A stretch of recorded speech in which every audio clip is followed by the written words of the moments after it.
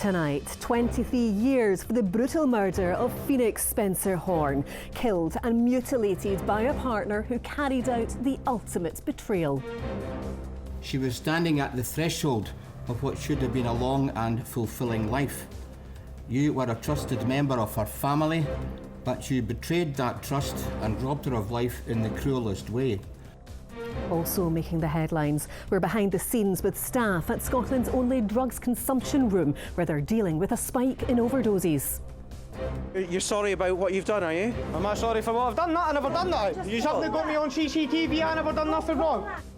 A home curfew for a man who supplied fireworks which were thrown at officers in Edinburgh. Disappointment from officers he wasn't jailed. And Motherwell's new boss says the club won't be rushed into selling their prized asset, Lennon Miller.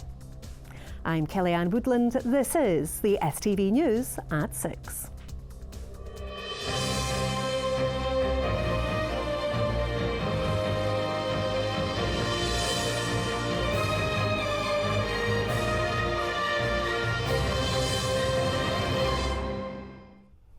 Good evening. The ultimate betrayal. Killed by the partner she'd spent the last 2 years of her life with. Ewan Methven is tonight starting a 23-year sentence after he brutally attacked and killed Phoenix Spencer Horn before mutilating her body. 21-year-old Phoenix was today described as standing at the threshold of what should have been a long, fulfilling life. Well, our reporter Ollie Dickinson was in court today. A warning, his report contains details some viewers may find distressing. This is Phoenix Spencer Horn. Her smile captured in a photo, her devastated loved ones released after her brutal death. The 21-year-old waitress was murdered last year at her home in East Kilbride by her partner of 2 years, Ewan Methven. He inflicted horrific violence on his young girlfriend before mutilating her body. To this day, he claims he can offer no further explanation as to why he attacked and killed the girl known as Fee, other than that he was in a drug-fueled psychotic haze. She was standing at the threshold of what should have been a long and fulfilling life. You were a trusted member of her family, but you betrayed that trust and robbed her of life in the cruelest way. I have this morning seen a letter written by you, but it answers none of the questions which must be plaguing the family. You blame the effect of substances, but that is no excuse. Methven's own defence team conceded that his actions delivered the ultimate betrayal to Phoenix's family. The former postman attempted to cover his tracks by texting Phoenix's concerned mum. During that time, he surfed the internet looking for pornography and attempted to buy cocaine, all whilst Phoenix lay dead in the hallway of her flat. You pleaded guilty to a dreadful crime, namely the murder of Phoenix Spencer Horn, a much-loved and sadly missed daughter, sister, niece, cousin and friend. I have rarely read such outpourings of grief as are contained in the victim impact statements from her family, who have endeavoured to put into words what can never truly be encapsulated. The sadness and the deep sense of loss they all feel and will continue to feel thanks to what you did. Methven appeared via video link in court this morning to be told he will serve at least 23 years for his crime. Like all given a life sentence, he may never be deemed fit for release. Ollie Dickinson, STV News at the High Court in Glasgow.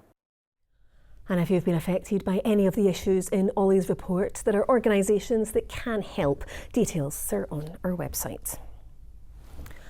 Donald Trump will meet face-to-face with Keir Starmer and John Swinney in Scotland later this month, with the US President expected to jet in for a visit to his Scottish golf resort. Confirmation of the talks sets the stage for a major police operation.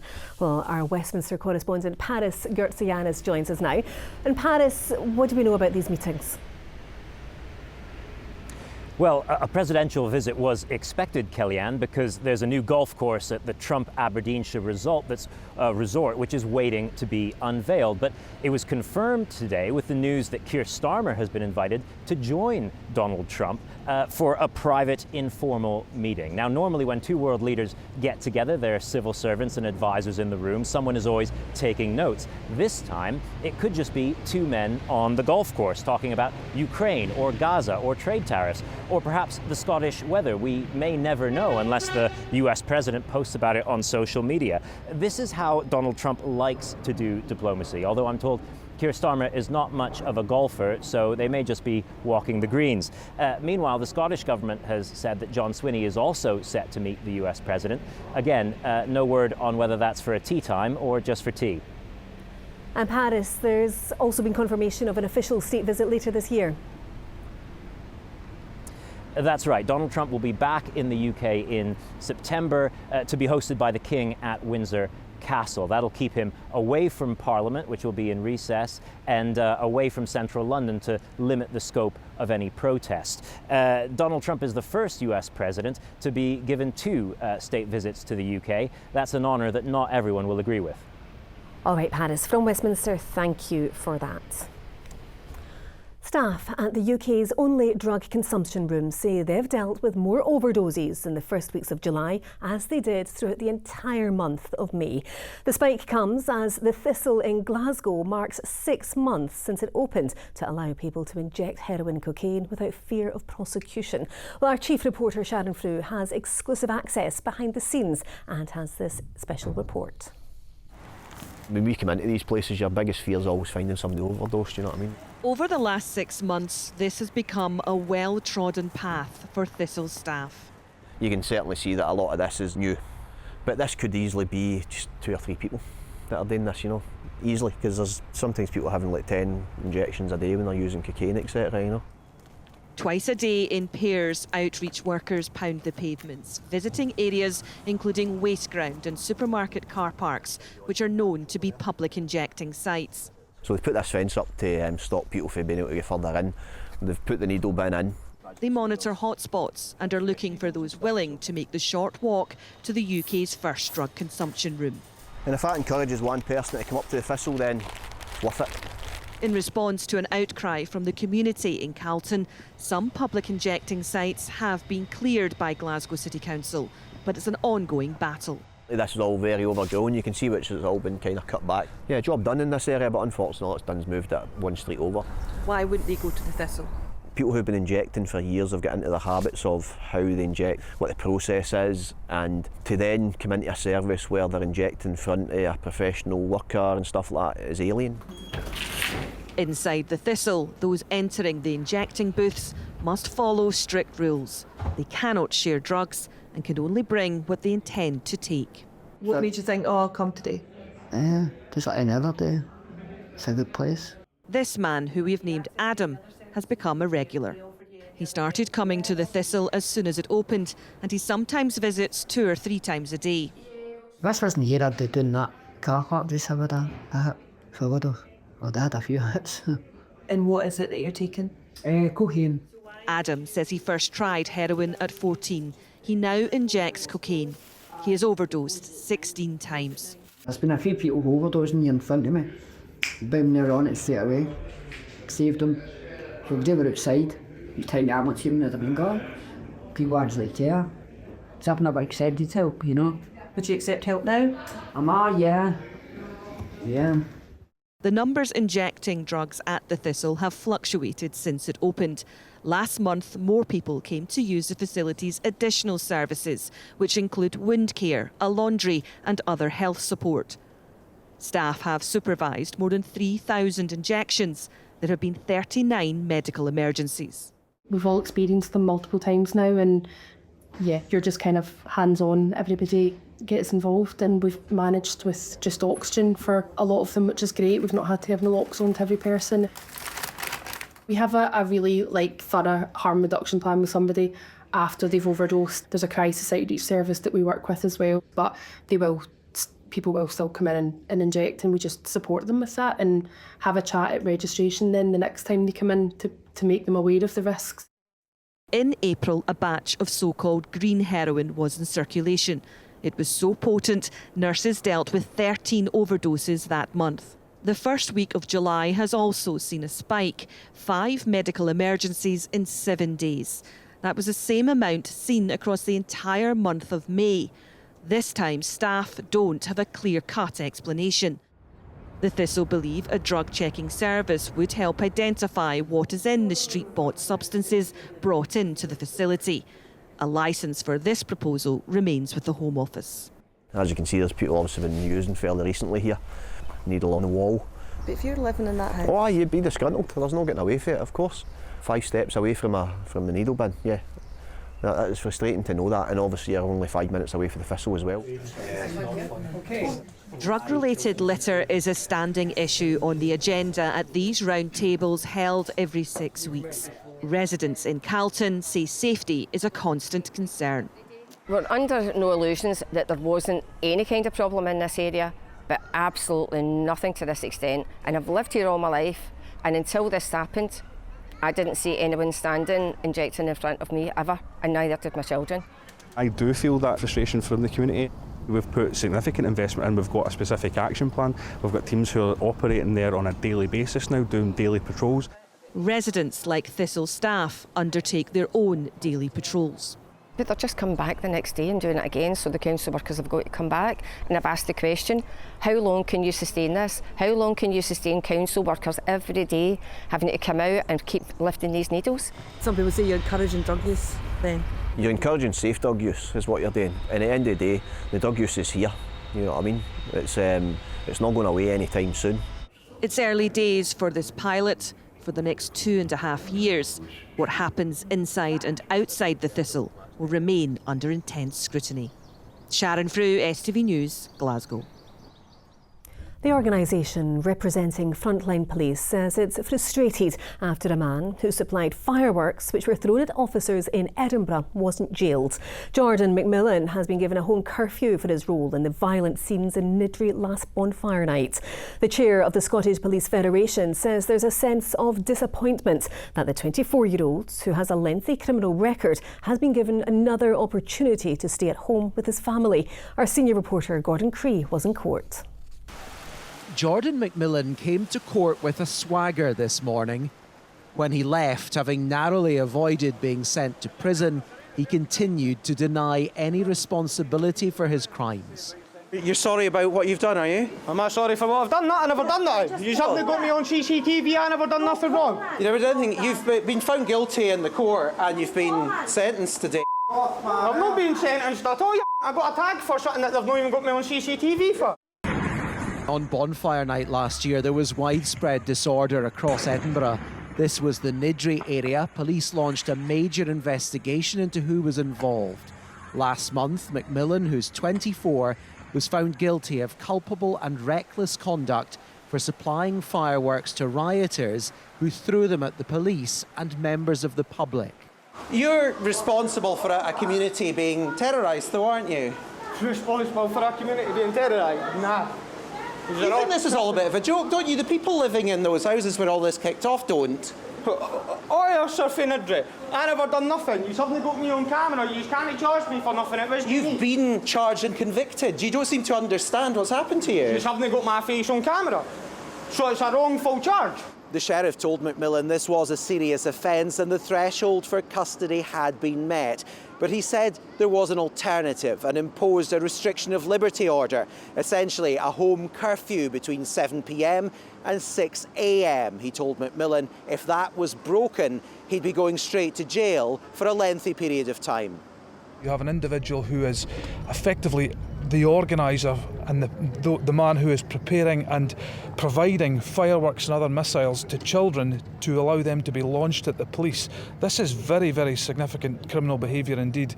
And as I say, there is a great sense of frustration that he has not found himself behind bars after this conviction today. Police Scotland says it's working with key partners ahead of this year's bonfire night to protect communities from reckless and dangerous behaviour.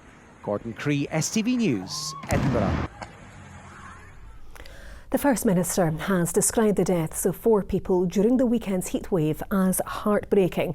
Thousands flocked to the country's most popular beauty spots to enjoy the record-breaking temperatures. Tara Fitzpatrick has more.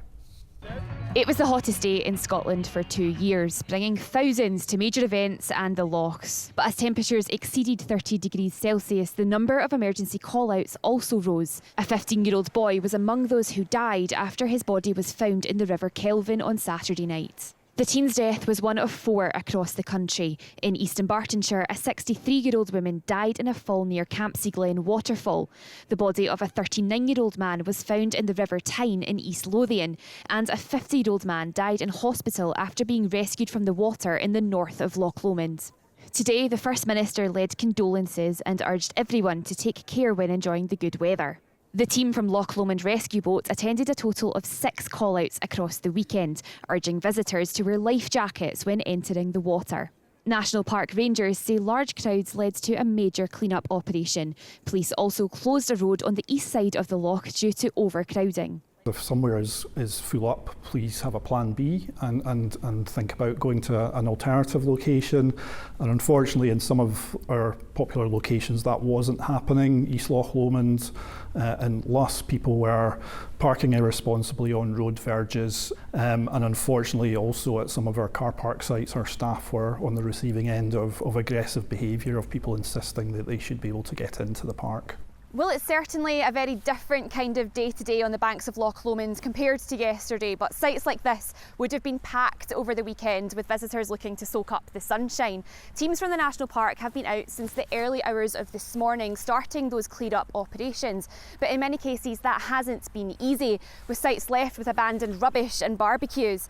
Teams are urging people to remember to bring your own bin bag and clean up after yourself. The other major draw was the 3-day Transmit Music Festival, which brought 150,000 to Glasgow Green. Police confirmed a total of 19 arrests over the course of the weekend. Temperatures are set to cool down over the next week, but the public are urged to heed safety warnings as the summer continues. Tara Fitzpatrick, STV News. A teenager attacked a 13-year-old with a knife in an attack at Queen's Park in Glasgow. Junior Cameron also made a racist remark during the assault in March of last year. The 18-year-old pleaded guilty to attempted murder at the city's High Court, with sentencing deferred until September. NHS Forth Valley has been warned it could face court action if it fails to take action on freedom of information requests. The Health Board has been told the highly unusual step has been taken by the Information Commissioner after it found 39% of its requests were taking longer than the legal 20-day limit. Now, residents in Glasgow's south side say a fire-damaged building should have been demolished a long time before it eventually collapsed on Friday. Homes have been evacuated over the weekend following the incident on Albert Drive. The tenement was first gutted in a fire in 2020, and those living nearby say it has been a danger to the community ever since. Rahim Cham reports. It's 5 years since fire ripped through the tenement flats at the junction of Kenmure Street and Albert Drive in Pollokshields. And since then, the homes that were destroyed have lain derelict. Whoa. Just after midnight on Friday, the front wall finally collapsed, spraying dust and debris over the streets. There were no reported casualties, but 37 families have been evacuated. Residents have long complained the building was dangerous and should have been demolished a long time ago. Quite honestly, it's just neglect. And neglect led to it becoming more and more eroded, and so it was left its own devices and it just collapsed. It's a danger to the public when it's left in that state. So it's a relief that they've reacted, but sometimes it takes something drastic for a reaction to happen. I just don't really understand why it was left untreated and unsafe for such a long time when there's so many families who live nearby, there's so many people running around in the streets. Somebody could have died, you know, so I'm actually happy it's being knocked down now. Today, work has begun on demolishing what is left of the listed building. Glasgow Council says security fencing was erected around the property to protect the public, and when the front wall collapsed, the stone wall fell within the perimeter of the security fencing. When fire engulfed these block of flats 5 years ago, most of the tenants had building insurance of their own. but the absence of a single block policy made any restoration project highly expensive. Glasgow South West MP says Scotland needs a new Tenement Act for better factoring.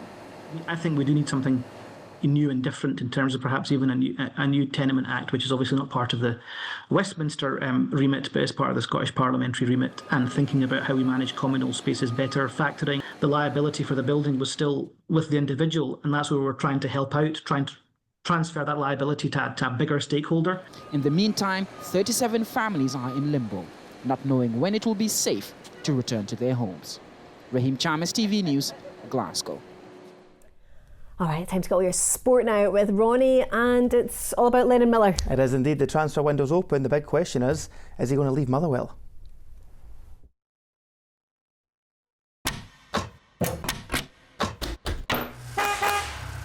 STV Sport, sponsored by the C.R. Smith Summer Sale.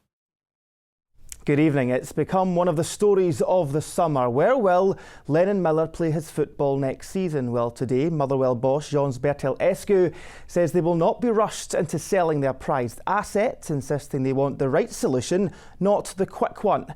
Meanwhile, David Gray says he's looking forward to working with club record signing Thibaut Kidja, and Derek McInnes got off to a winning start as Hearts manager in the League Cup. He's the man in demand. Lennon Miller at the centre of a transfer storm, with many clubs interested in the midfielder. With father Lee Miller saying in an interview he expects bids for the 18-year-old either this week or next, speculation is rife as to whether Scotland international will be playing his football this season. But for his manager, he's only interested in making sure any deal works for both parties. We're not looking for fast and quick solutions. We're looking for the right solutions for the players and for the club long term. That's what we're looking for. And sometimes things move fast, sometimes it takes a little bit longer. That's not always up to us to decide or to control.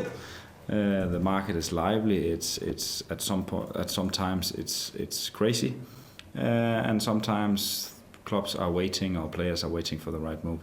Meanwhile, David Gray says record signing Thibaut Kidja will add pace and trickery to their front line after joining for a 7-figure sum from Swiss side Luzerne. Kidja becomes the first player to sign for a club outside the old firm for over £1 million since Paul Bernard signed for Aberdeen in 1995. And a Lawrence Shanklin double helped Hearts on their way to a first competitive win under Derek McInnes. A 4-1 victory over Dunfermline in the League Cup group stages, with Pars boss Neil Lennon saying his players threw away the chance of a result because of sloppy errors. I'm really positive. I know what I've got in there, and maybe it's a bit of fatigue kicking in, I don't know. But yeah, it was just, sometimes you can't legislate for individual mistakes, but it gives me a lot to be happy about going forward, although obviously I'm not happy with the scoreline. Finally, some rugby news, and Darcy Graham, Rory Sutherland and Ewan Ashman have been called up to the British and Irish Lions squad as cover. The trio were with Gregor Townsend's Scotland squad for the Pacific Tour, who suffered a defeat to Fiji at the weekend. Graham was sent off in the match as the Scots lost 29-14.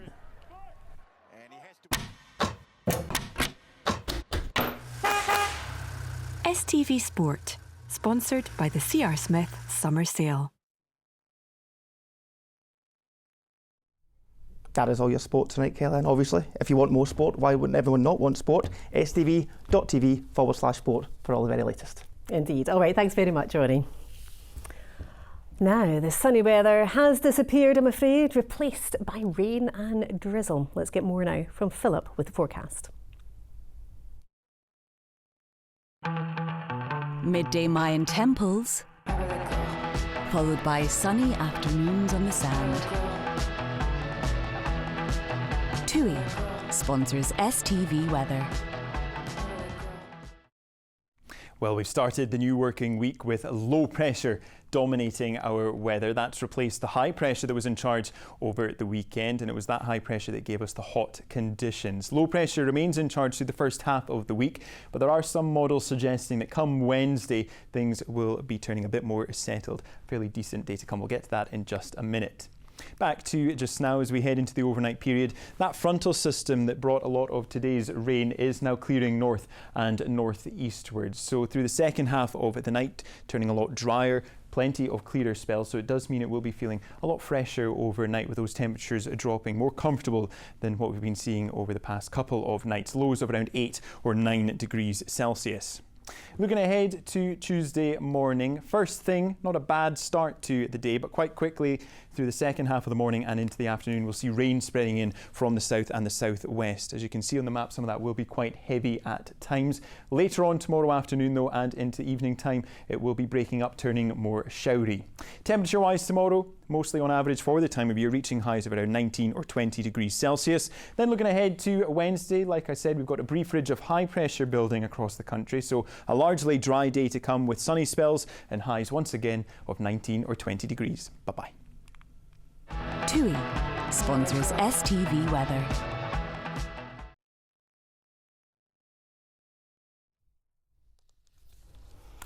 And finally from us, filming for the Harry Potter TV series has begun with a first look at the boy wizard being released. Young Scots actor Dominic McLaughlin is donning the Hogwarts robes for the show, which will follow the adventures of Harry, Ron and Hermione. It's set to be on screens in 2027. Looks magic. Now, you may have noticed that we're in a new set. It's a temporary home while we kit out a brand new studio for the STV News at 6. That's coming your way soon and it's going to be great. But for now, from all of us here on the team, enjoy the rest of the evening and we'll see you tomorrow. Bye-bye.